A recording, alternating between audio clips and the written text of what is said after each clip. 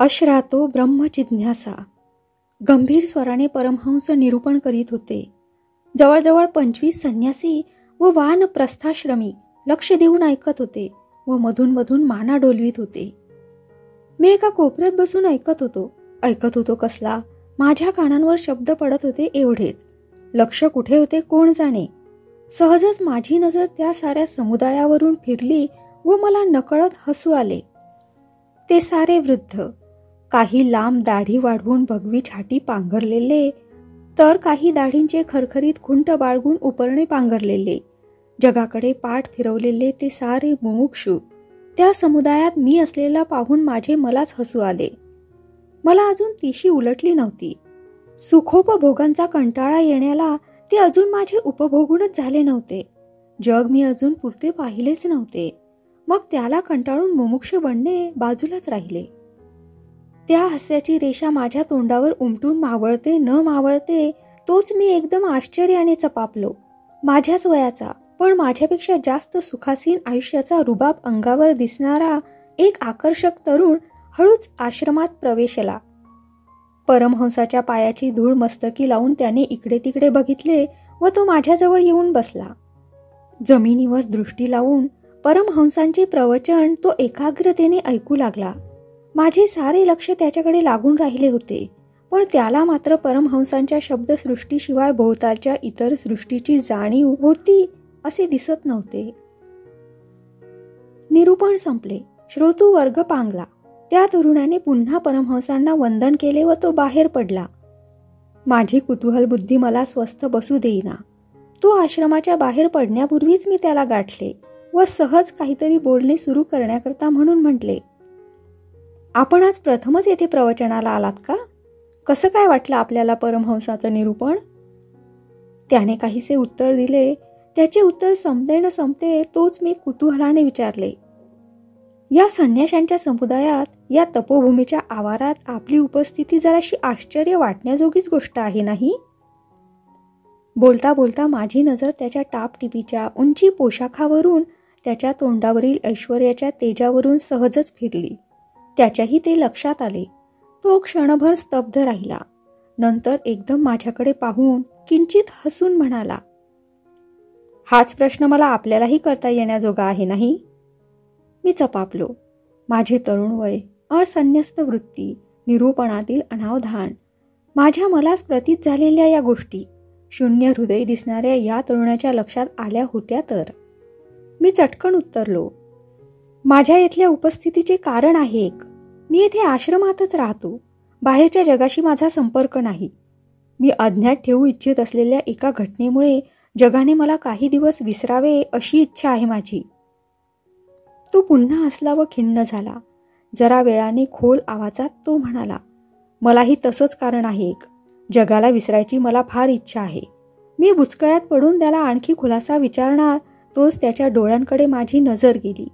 त्याच्या विशाल काळ्याभोर डोळ्यांवर कारुण्याची आर्त छटा तरंगत होती. माझे हृदय द्रवले. त्याचा हात आपल्या हातात घ्यावा, त्याच्या पाठीवरून प्रेमाने हात फिरवून त्याचे सांत्वन करावे असे माझ्या मनात येते न येते तोच त्याच्या डोळ्यातली करुण छटा मावळून त्याच्यात एक प्रकारचे चमत्कारिक पाणी चमकले. तो कसेसेच भीषण हसला व एकदम उत्तेजित स्वराने म्हणाला, माझ्या मित्रा, उद्या माझा 30वा वाढदिवस आहे. तू ये ना माझ्या घरी. आपण गप्पा गोष्टी करू, मजा करू जरा. खिशातून आपले कार्ड काढून त्याने माझ्या हातात दिले व तो एकदम निघून गेला. आज 1 वर्ष मी या मठात अज्ञातवासात होतो. अगदी तशीच गरज असल्याशिवाय मी कधीच मठाबाहेर पडलो नव्हतो. पण दुसऱ्या दिवशी संध्याकाळी निरूपण संपल्यावर माझ्या मनाला काही चमत्कारिकच ओढ लागली. माझा तो नवा मित्र आज निरूपणाला आला नव्हता. त्याचे ते विचित्र स्वरात दिलेले आमंत्रण मला पुन्हा पुन्हा आठवत होते. माझ्या इच्छेविरुद्ध माझ्या पायांनीच जसे काही मला आश्रमाबाहेर काढले. खिशातील कार्डावरचा पत्ता शोधित मी निघालो. माझ्या या कृतीचे मलाच आश्चर्य वाटत होते. पण माझ्या मित्राच्या डोळ्यात चमकलेले ते चमत्कारिक पाणी एखादे कोडे सोडवण्याचा जसा एखाद्या वेळेस मन हट्ट धरते तसे झाले होते मला. मी तशाच मनाच्या बधीर स्थितीत यंत्राप्रमाणे त्याच्या घराच्या पायऱ्या चढून गेलो व घंटा वाजवली. दार उघडण्यास आलेला नोकर माझा वेश व मुद्रा पाहून जरा चपापला. मालकाच्या बोलावण्यावरून मी आलेला आहे हे ऐकून तो गोंधळल्यासारखा दिसला. पण खानदानीच्या घराण्यात वावरणाऱ्या नोकराला साजेशा अदबीने त्याने मला दिवाणखान्यात बसवले व तो आत गेला. मी दिवाणखान्यात बसून इकडे तिकडे बघू लागलो.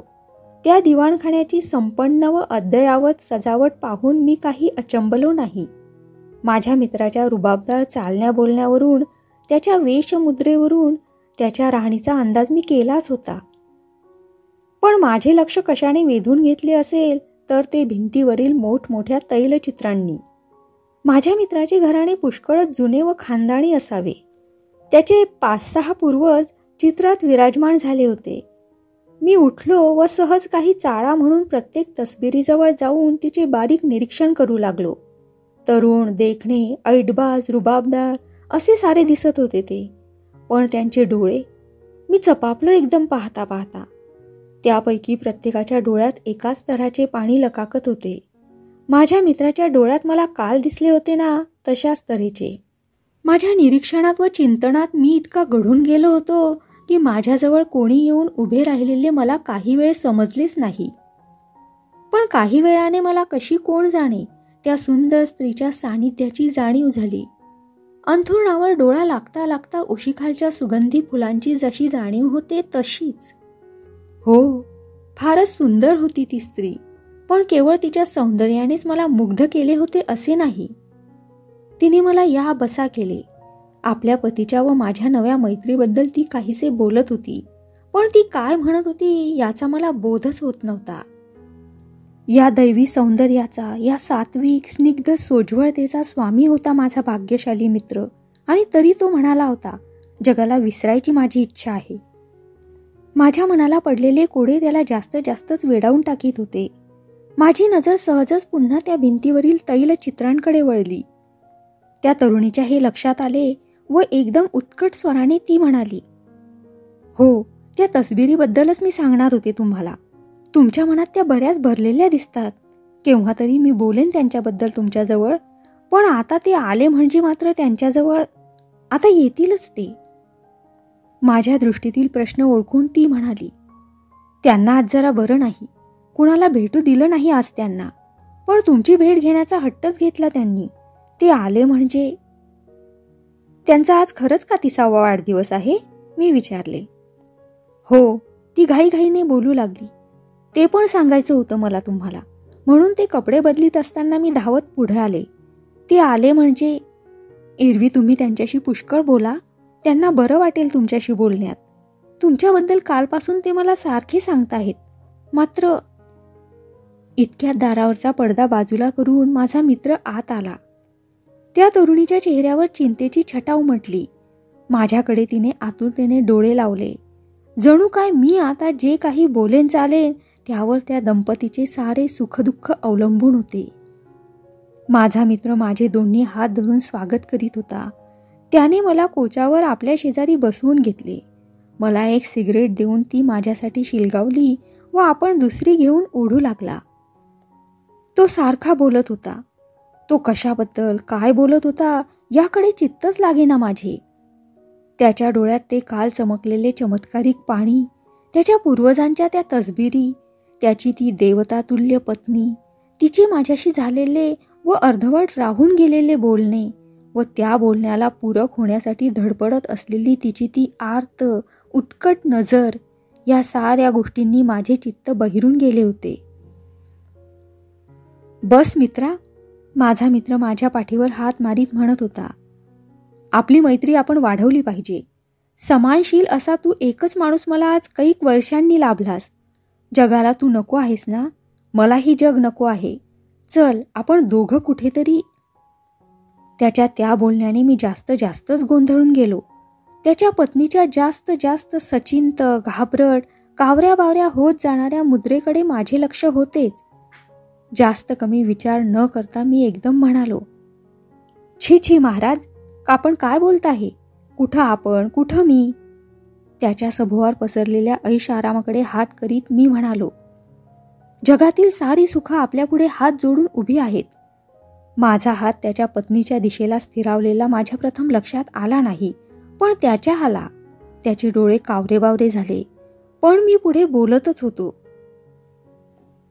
मी एक क्षुल्लक भणंग भिकारी. मला ना गाव ना नाव. माझ्यासारख्या क्षुद्र कीटकांची आपल्यासारख्या. त्या भिंतीवरच्या तसबिरीकडे माझी नजर वळली. उच्च कुलीन खानदानीच्या माणसाशी बरोबरी.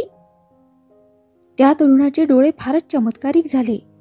तो ताडकन उभा राहून त्या तसबिरीकडे हात करून आवेशाने म्हणाला, उच्च कुलीन खानदानी.